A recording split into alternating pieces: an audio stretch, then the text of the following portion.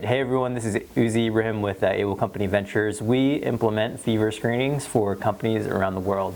So today I wanted to talk to you about US OSHA guidance and how fever screening fits within US OSHA guidance. OSHA put out a number of workplace prevention measures and just guidance for workplaces or companies in terms of how to limit the spread of COVID-19 in your workplace. And we're just going to go through some of that and then kind of tie in how fever screening fits within that.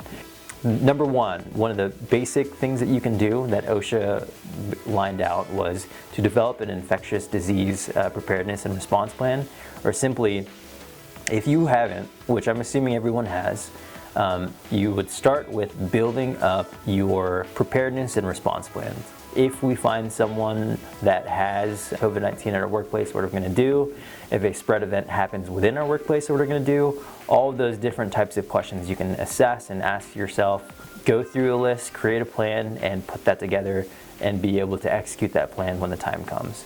Number two, we're going to talk about just putting in basic prevention measures, whether it means re-engineering your doors so not everyone's touching the same door handles, having entry and exit procedures that are a little bit more stringent than usual, hand sanitizer stations, desk sanitation practices, all those different things. Then you should discuss and look into developing policies and procedures for prompt identification of sick people, and how are you going to separate them and then notify everyone if they've been identified as a person with COVID-19.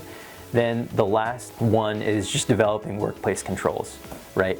And so there are a number of different types of controls. There's policy administrative controls, safe work practices, wearing PPE, but there's also something called engineering controls, where you are engineering certain controls within your workplace to prevent this spread. We feel that the fever screening systems fall within the workplace engineering control bucket, because you're able to apply a system, usually as part of your entry procedures, to prevent someone that is symptomatic of COVID-19 or just influenza in general from entering into your workplace of business and potentially spreading that to others.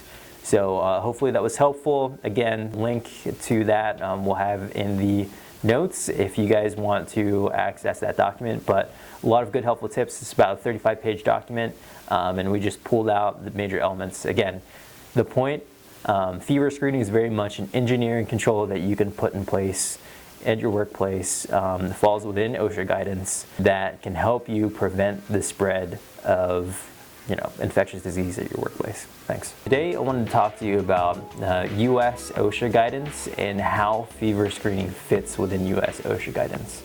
All right, so